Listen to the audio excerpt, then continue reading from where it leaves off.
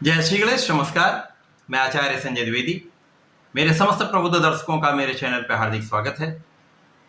आज मैं सूर्यदेव के राशि परिवर्तन प्रभाव को लेकर आपके सम्मुख उपस्थित हूं। सूर्यदेव 17 जुलाई को अपनी राशि का परिवर्तन कर चुके हैं। सूर्यदेव वर्तमान में अपने मित्र चंद्रमा की राशि कर्क राशि में प्रवेश कर चुके हैं। कर्क राशि में पहले से ही बुध का गोचर चल रहा है, जहां पर सूर्य जब गोचर करना प्रारंभ करेंगे तो निश्चित रूप से एक प्रबल बुधादित्य योग का निर्माण होगा। ये एक ऐसा राजयोग है जो जीवन के समस्त सुखों की प्राप्ति कराता है, समस्त सुखों का अर्जन कराता है। निश्चित रूप से अत्यंत महत्वपूर्ण संयोग बन रहा है, परंतु ये अलग अलग राशियों के लिए अलग अलग भावों में बनेगा, अलग अलग स्थानों पर बनेगा, उसी के अनुसार ही परिणाम की प्राप्ति होगी। समस्त कुंडली में कहीं न कहीं राजयोगों का निर्माण तो निश्चित रूप से होता है, परंतु राजयोगों का प्रभाव किस प्रकार से मिलेगा ये उस पर डिपेंड करता है कि राजयोग किस स्थान पर बन रहा है।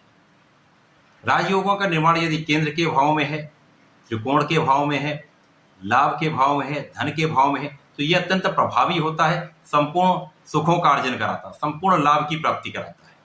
परंतु यदि ये नकारात्मक भाव में है, त्रिक भाव में है, तो ये उतना लाभ नहीं देता। ये कहने का अर्थ ये है कि राजयोगों का लाभ तो अवश्य मिलता है, लेकिन उसकी इंटेंसिटी, उसकी तीव्रता में, लाभ की मात्रा में अंतर निश्चित रूप से हो जाता है।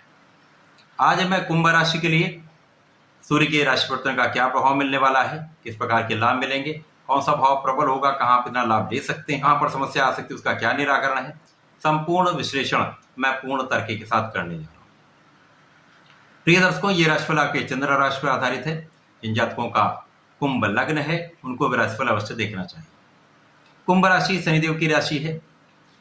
कभी भी किसी भी राशि का राशि परिवर्तन, किसी भी राशि के लिए राशि परिवर्तन को देखने के लिए अथवा किसी ग्रह का परिवर्तन जानने के लिए सर्वप्रथम उसके लग्न की स्थिति को, लग्नेश की स्थिति अर्थात राशि के स्वामी की स्थिति को देखना अत्यंत आवश्यक है। यदि लग्नेश प्रबल अवस्था में है तो ग्रहों का परिवर्तन यदि अनुकूल स्थिति में हो रहा है तो ये बहुत बड़ा लाभ देता है।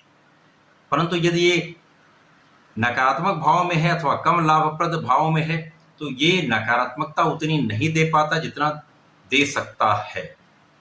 कहने का अर्थ है लग्न की प्रबलता से बहुत कुछ आप मैनेज कर लेते हैं। कुंभ राशि के लिए सूर्यदेव बहुत कारक भी नहीं है। यहाँ पर सप्तम के स्वामी होकर इनका गोचर षष्ठम भाव में प्रारंभ हो रहा है, जहां पर बुध के साथ इनकी युति होगी, बुधादित्य योग बनेगा।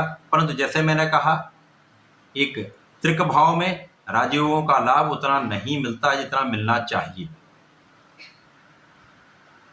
सप्तमेश होकर यदि षष्ठम भाव में जाएंगे तो निश्चित रूप से कहीं ना कहीं एक नकारात्मकता तो निश्चित रूप से आने वाली है। बुध यहां पर पंचम के स्वामी है तथा अष्टम के स्वामी। पंचमेश अष्टमेश का गोचर षष्ठम भाव में।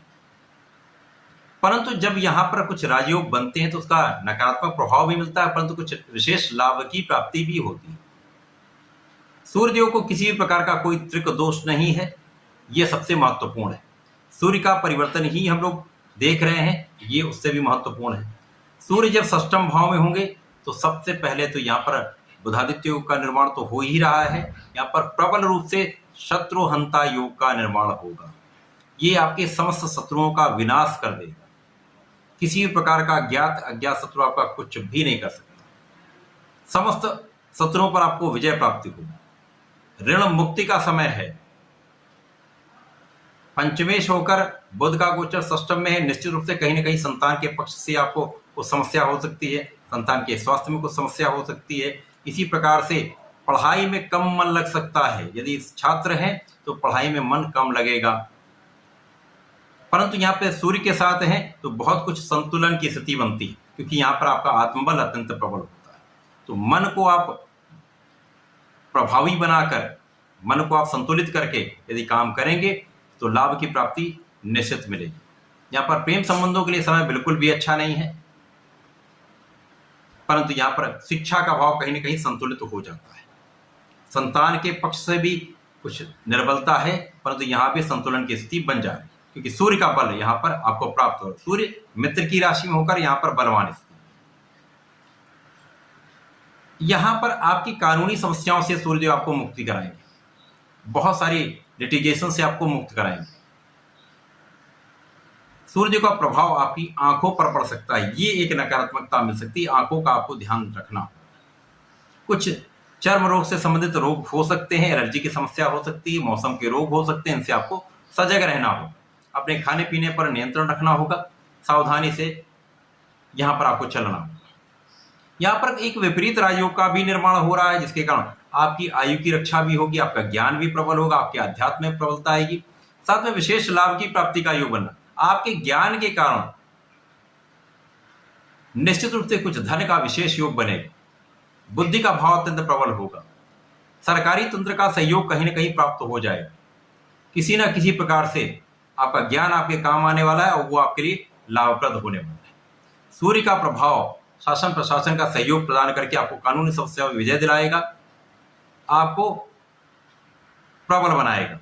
परंतु यहाँ पर निश्चित रूप से आपके जीवन साथी के स्वास्थ्य में समस्या आ सकती है, साझेदारी में कुछ तनाव की स्थिति आ सकती है, सजग रहना होगा, बचाव करना होगा। यदि आप बचाव कर लेते हैं, सजग रहते हैं, धैर्य पूर्वक कार्य करते हैं, तो ये समय आपको बहुत सारी समस्याओं से बचाने वाला भी।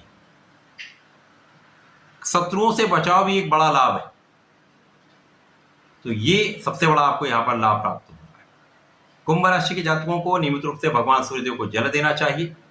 वर्तमान में श्रावण माह अत्यंत महत्वपूर्ण माह होता है, यहाँ पर भगवान शिव का अभिषेक करना चाहिए। आपको प्रत्येक शनिवार को भगवान भोलेनाथ पर जलार्चन के साथ साथ यदि थोड़े से काले तिल का अर्पण कर देते हैं तो 7.5 के प्रभाव से भी आपको मुक्ति मिलेगी, बहुत सारे कष्ट आपके दूर होंगे, साथ में आपका आत्मबल भी प्रबल होगा, आपको सफलता की प्राप्ति भी हो, निश्चित रूप से बहुत सारे कष्ट यहाँ पर समाप्त होंगे। तो ऐसा करके इसका लाभ लें। धन्यवाद, नमस्कार।